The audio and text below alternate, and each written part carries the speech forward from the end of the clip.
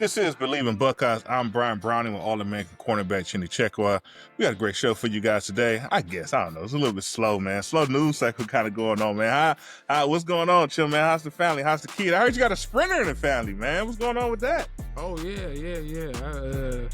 A young cousin in Texas, freshman year, 10 100-meter dash. So, I talked to him, seeing if he wants to play a little football, man. You got that type of speed. You don't need to run 10-1 on the football field. Right? You never need to get to that level of speed. You can tone it down a little bit, and still be very, very effective. So he hasn't played organized football before. So it's speed kills, man. You right. just like to throw him out there. Right. What's his name? So for the followers out there, you got his name? Yeah, so family calls him Chibobo, but Chinwoke Anwu Chekwa, if you can say that. He's in Texas area, right? Texas area, Houston Springs High School, I believe, Houston Cypress Springs or whatever. But yeah, in the Houston area. So, he's gonna be running summer track. He's gonna be competing at, I think, a national track meet out in Oregon. I might make it out there. But yeah, man, some young guys coming up. And so, yeah, man, Tim, one of the true freshmen, man. Get him out here to Columbus a little bit, man. Get him to Ohio State football camp so he can get the feel for it, introduce him to the coaches. Yeah, I'll get him right. Yeah, man, that's for sure. That's a name to remember. Yeah, up and coming name, man. That's for sure, man. So we got to keep an eye on that, man. But I don't know, man. Let's get to Ohio, man. We went a little west, down south and Texas a little bit. We get back to Ohio, man. And I guess the biggest news, I ain't gonna say it's just news, right? But first game of the season against Texas, it looked like Fox has put out a bulletin claiming that's going to be one of their games. Already, man. First game. It's funny though. But let me say this, though. Everybody's assuming it might not be at noon. It might still be Is it not confirmed that it's a big noon? It's not confirmed. So everybody's assuming. I looked at what Fox came out with, and it just announced the game. Just say, hey, we got Texas, Ohio State. Everybody assumes it's at noon, and it's flipping out around here because I think they said we have, what's the number, like 6 more big noon games than everybody else in college football. We want our night games back, especially at home. But I don't know, man. It's kind of funny. We're carrying big noon kickoff. So listen, to make this thing right, Fox, you're going to have to up the money. I don't know what's within the rules, but Ohio State right now is carrying big noon football. Michigan was sharing some of that weight when they were on their sign stealing scam football run, but it's over now. It's over. Everything, the tables have turned on them. There might be some violations coming, some suspensions coming. Joe Klatt is walking back his comments before where he was saying, sign stealing isn't that big of a deal. Now he's saying, well, they broke the rule because the reason why is because he works for Fox and Michigan is not where they were at a couple years ago. But I'm fine with some big noon. I don't mind a noon game. The game is over. I can still have the rest of my day to do things, take my daughter to the track, get some hundreds up and whatnot. But these Texas, Ohio State, that's just historically a primetime level matchup. Yeah. And it's almost robbing us of that experience. And it's a home game. This is a game I'm gonna go. Look, I don't go to a ton of games. I don't go to a ton of games. This is a game that I will go to and maybe let my son or my family experience a night game at Ohio State, big time matchup versus Texas, and we just may not get it. I'm gonna assume that it is a noon game, even though maybe they haven't formally announced that. And I'm close to just organizing a protest here. Man. Like, we need to do something, man, because it is really ridiculous. I mean, it's funny that like I say, it's such a big time game. The last time that we played Texas at home, like I went to that game. I was in high school and I went to that game. I remember the scene, the atmosphere, Vince Young being in the stadium and things of that nature. And people still come up to me and talk about that night It's a game we lost, but just how the atmosphere was, how electric things was, and how great of a game was. People remember it at night. Yeah. And it being at noon really affects things, and just kind of the prep and everything around it, and then all the eyes that could tune in and lock in for the big moment, and especially it being week 1 of the season, kicking off the college football season. It has to be at night. So Fox has to get this right. Right, I know we're anticipating that maybe no, because that's their thing, right? But they got to get this one right.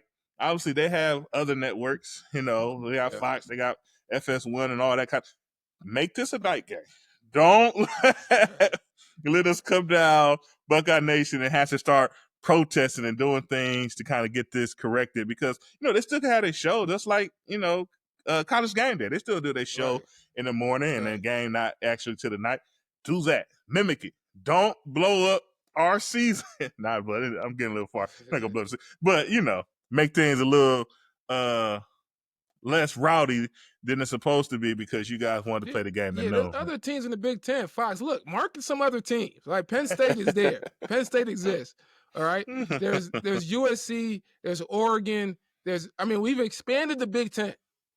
Yep. Go find some teams. USC, that's a big name, right? Yeah, go find some teams in that noon slot that people could watch. If you're on the West Coast and that noon game is at 9 a.m., they're gonna really get to experience Texas versus Ohio State, that big, heavyweight battle.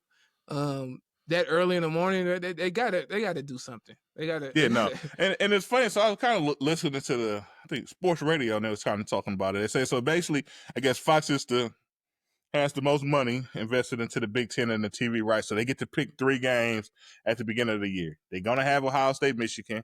We know that's gonna be at noon. They get to Texas, Ohio State game. And then now they're rumored like they most likely the next biggest game on the schedule would be the Penn State game. And then they was kind of blown up about that. Like, they play this game at noon. They taking away the whiteout again. That they what they did previously when we played Penn State. And so it was just like, man, it's becoming a problem. At first it was kind of funny, like, whatever. But like season after season, like, you kind of got to make a change, because if not, it's just going to keep going, right? It's going to just keep getting out of control. We keep losing those experiences as fans, and our Buckeyes playing that primetime position. Yeah, and I think the rationale from their perspective is that noon time you're not competing with all other primetime I guess shows and games, etc. So you have like this window where if you have the biggest game, all eyes are on you at noon. You're not really competing for eyes, so you get to maximize that slot from a rating standpoint. But the reality is, Texas versus Ohio State, you're not competing with no one. Yeah, that's right. At the end of the day, you're gonna get a ton of eyes on that game, because that is the game of the weekend. So yeah, I think they need to make an adjustment. I don't know how we put pressure on. Like, we got yeah, right. It's funny. Got to be. We got to do something. It got to come from up top, though. It got to come from up top. It got to come from the Big Ten. It got to come from AD. Obviously, AD Ross has been going on this campaign about how he wants to brighten up the in-game experience, right? And you start looking at some of the games, like in the SEC at night, they got like light shows and all that kind of stuff, and like DJs playing. We got DJ as well, but playing certain music at certain times and things of that nature. And I'm gonna be honest, that's tough to do at noon. Like, if you wanted to look at some lights and flicker and things of that nature, it's just tougher to do, right? It's just the reality of it. Yeah, it's a reality, and you want in college football. There's gonna be more and more games. You got the college football playoffs, etc. But these matchups throughout the year, it's the only reason why you even play them, right? The reason why you play them is because Texas isn't in the Big Ten. We don't actually need to play Texas. This is a big-time matchup to give college football fans an opportunity to watch a high-level game in a great atmosphere, and you want to maximize that specific matchup. That is a night game in the shoe to be able for the whole nation to tune in to that type of game. So yeah, and speaking to your point about Ross trying to kind of improve the atmosphere, you get the best atmosphere in a night game in the shoe. Right. So yeah, man. we want that. We want that. It's a magical want time. that. Trust me. We've been there. We played in those situations. You know, you can't take that away from the fan base. It's about experience. Like life is about experience, especially now. Like it's not just so much you can just do whatever. People want that experience. You give them a premium experience by having that game at night, man. But we kind of, you know, talk about the atmosphere a little bit, and we're gonna start getting next into like, you know, a person who was no longer feeling the Ohio State atmosphere. It came to be a little bit too much pressure for him, and obviously bringing it back up because he did an article, right? So we got some quotes out of his mouth. But that's Jim Knowles and him kind of, I'm gonna say, scapegoating out of Columbus and heading east to go coach to be the defensive coordinator at Penn State. I know you got some stuff that, you know, you saw and read and some things of that nature. I guess what's your thoughts on him essentially fleeing because of pressure, right? Yeah, he left. It's interesting because so basically the story came out. He was trying to negotiate a new contract during the playoffs. I think this is a year after he already got a new contract, right? And that's a tough and kind of weird time. You know, you come off a loss to Michigan again, right? And now you're trying to chase this thing to really right the wrong of that loss. And he's in the midst of trying to negotiate a contract, which is hard to do. And then following that, right, that national championship calls Penn State to kind of create a opportunity there. And I think from his perspective, kind of gave Ohio State one last chance to either match or match that. And, you know, Ryan Day, Ohio State are like, don't come to the parade. Like, you know, don't come to the parade. If either you're in or you're gone. It's tough because I think when it comes to business, every individual has kind of this right to get the most for their value, right? Mm-hmm. And I would imagine that during that time, Jim Knowles is at his peak value. You go throughout his career, this was probably his highest value of his entire career, and he could command more money from places like Oklahoma, Notre Dame, and Penn State than he could from at Ohio State. And you have this playoff run where, you know, coaches are getting hired, decisions are being made, negotiations are happening, and Ohio State continues to play and stay in the playoffs. So following the playoffs, following the national championship, coach, I think some of the opportunities probably are disappearing, right? So Knowles either at that point, from his perspective, has to either make a decision to go elsewhere or try to leverage that value elsewhere to get a better deal from Ohio State, which is always a little tricky, especially when you just signed a new deal. Yeah, man. It to me, the way it read when looking at that article, man, it just didn't. It felt like, so he basically said we lose to Oregon and he's feeling a lot of pressure. So now that he's feeling all this pressure, and obviously the season starts to kind of, you know, correct itself, right? We start to play better, and, you know, obviously we lead, you know, we end the season with the number one defense in the nation, essentially, right? Yeah. But then, you know, we don't beat Michigan, and obviously that's not on him, right? The defense played pretty well. They played good enough to win that game, but obviously it didn't matter. We ended up not getting the job done. He says basically there's a lot of pressure. So then he's like, well, you know, show me that you love me, right? Show me that you love me by giving me another contract extension, because I'm starting to feel like at any given moment I could be out of here. Yeah. And then from what I understand, that Ohio State did present him with another offer. They put some more money on the table. But then he said, like, oh, it kind of came a little bit too late. So he started kind of checking with other schools. And then the last straw was them not telling me not to come to the parade. So then I decided to make my decision. Like, bro, it seems like that's what you wanted to do. It felt like the pressure was too much. You wanted to negotiate at essentially a horrible time. Everybody had to agree to that. Yeah. It was a bad timing to try to negotiate. But even still, we stepped up to the plate and presented you something. But then you just kind of still, you know, took your ball and went home and went back out east to coach at Penn State, where you feel like maybe it's a little less pressure, and they add me a couple more dollars, and now I feel a little bit more secure in my position. Man, it feels a lot like Kyle McCord. That's what it feels like, man. It feels like Kyle McCord the season before. He's just, you know, it's essentially a pretty good season, right? A lot of pressure from Buckeye Nation. We don't win the Michigan game. He goes to Coach Day, and this the rumors, him and his dad goes to Coach Day like, hey, make me top dollar quarterback, and tell me I'm gonna be the guy next year. And Coach Dad's like, look, I'm not being strong on like that. I'm not gonna say that. We might, we're gonna evaluate everyone and everything. So what? He takes his ball and goes. He jumps in the portal and ends up at Syracuse. Seems like the same situation we're here with Coach Knowles and him not. I don't know, the pressure / love not being there, so he runs. It definitely feels like the Kyle McCord situation where, even from Ryan Day's perspective, it's like, yeah, we like to keep you, right? We like to keep you. However, we're not up in the money, and I'm not so convinced that I need to do everything in my power to keep you. I want to keep you here, but I'm not so convinced that I think in Jim Knowles' case, some of that comes from Ryan Day spending more time on the defensive side of the ball all season and trying to make sure that the defense holds up their side of the bargain at the end of the day after that Oregon game. And I think that gives him a little bit more confidence that, if we do lose you, right? Because at the end of the day, you're negotiating with leverage.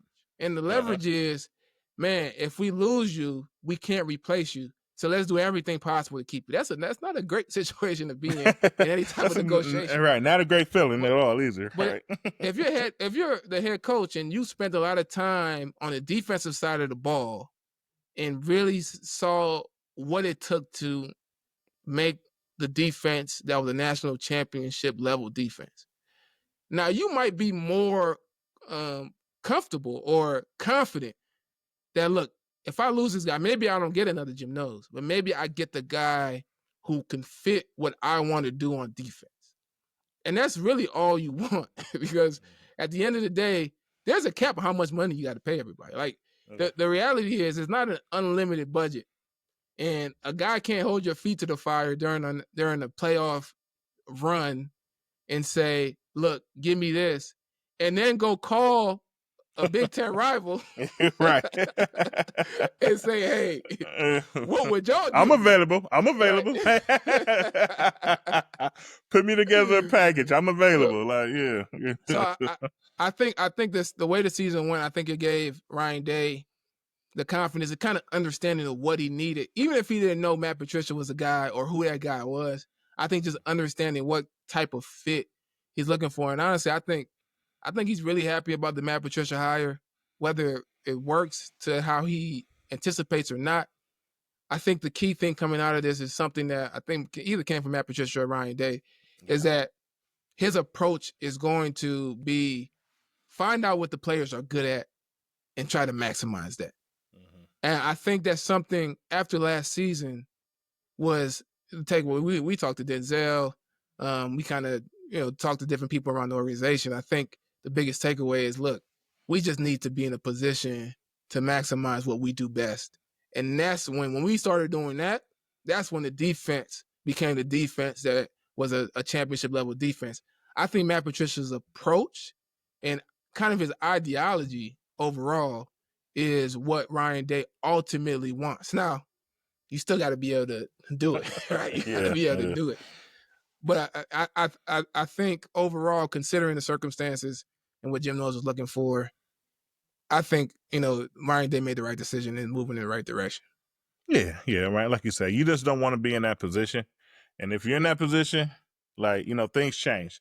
Coming to me at this time anyway, like, Knowles' impression on Day had to kind of drop, right?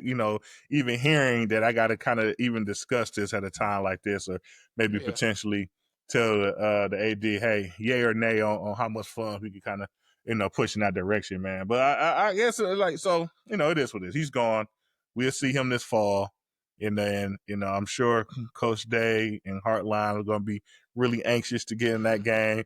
And same thing for Coach Knowles. He's going to be really anxious to kind of play against his guys and maybe try to do some things to shut down our I'm calling already our high-powered offense when we see him in the fall, man. But, yeah, man, but I've been kind of hearing some news. Obviously not news, reading some articles and seeing some things. There's a tad bit of a power struggle at the top of the college football. I'm not going to say the top of the NCAA because they are the ones that's in question, the NCAA compared to a potential, let's call it a football commission coming together, being led by potentially Nick Saban and also, sorry, this guy's new to me, Cody Campbell, who's a former Texas Tech player, but he's like one of those oil billionaires that you hear about from Texas Tech and why they NIL funds or Scott, right? He's kind of he's coming from out of that area, but they look like they are kind of petitioning, like they kind of put some type of overarching governance back over college football.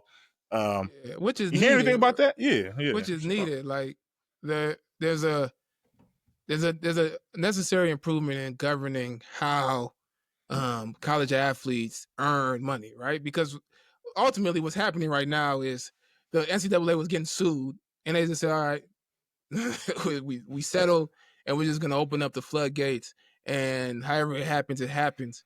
At some point, there needs to be some governance structure. Now, Nick Saban leading the charge. So on one side, Nick Saban has enough knowledge to be able to support in this way. On the other side, you know, Alabama seems to be slipping ever since the NIL thing has emerged. And I don't know how much of the motivation is to bring Alabama back to back to the level light that they were, to be able to compete at that level, right? But I'm gonna give Nick Saban the benefit of the doubt and truly believe that he wants what's best for college sports moving forward. I think what was missing in my mind is someone who is leading the player side of negotiating whatever the future needs to be. Yeah. And when you have the NCAA side and the player side, then you can have both kind of perspectives, the best interests of both sides come to an agreement on how things move forward to really support the future of college football. I'm still skeptical that, you know, a few guys will come together and decide what's best for the entire sport.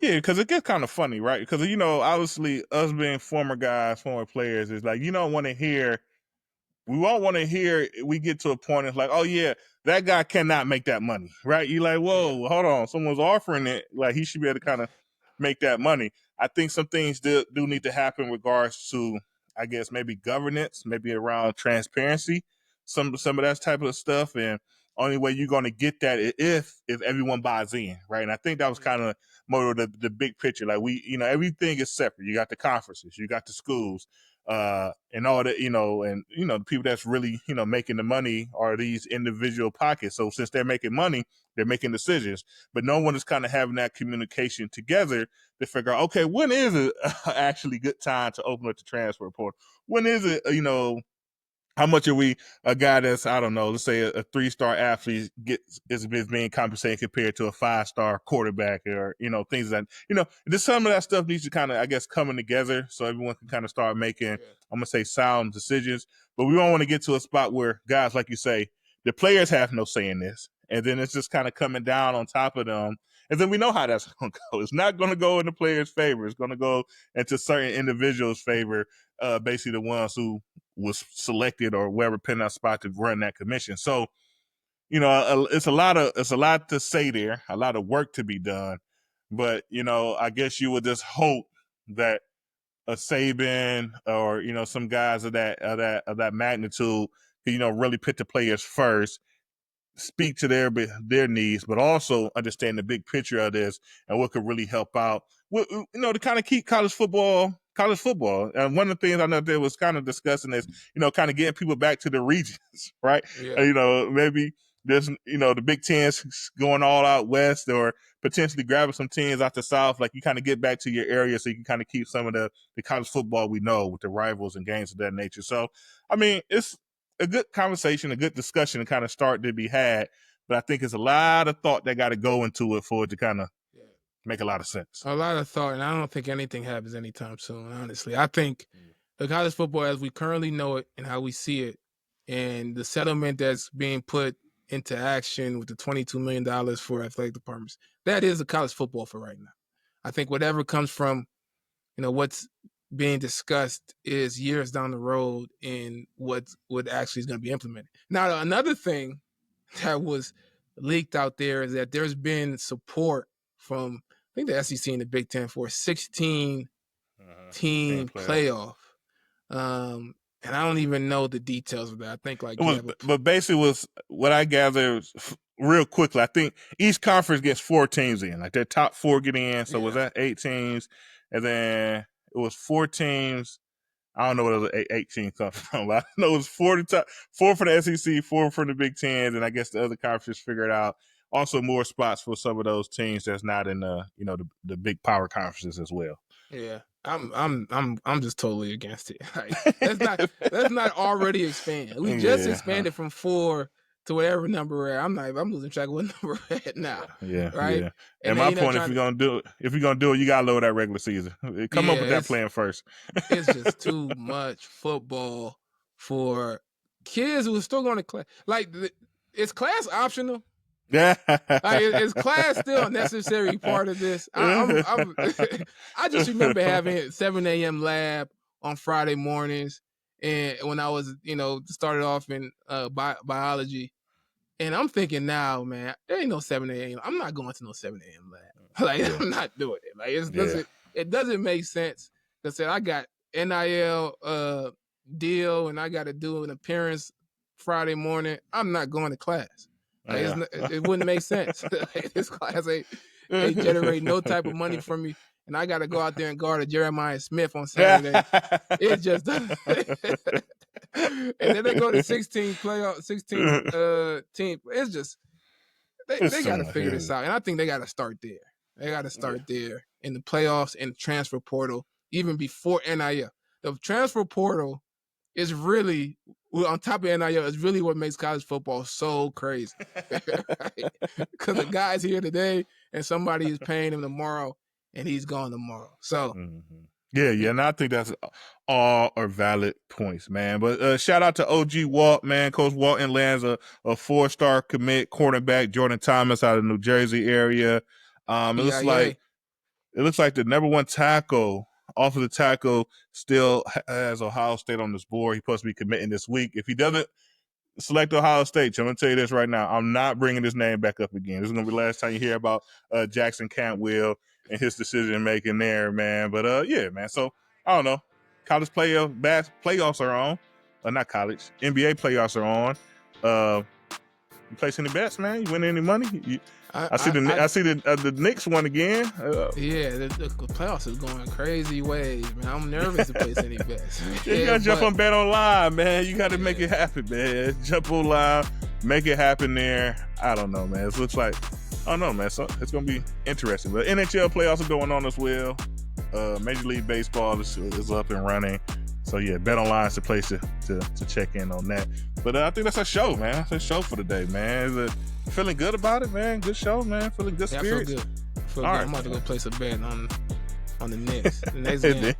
There you go. That's a good place to bet, man. But hey, we end all our shows always with an OH.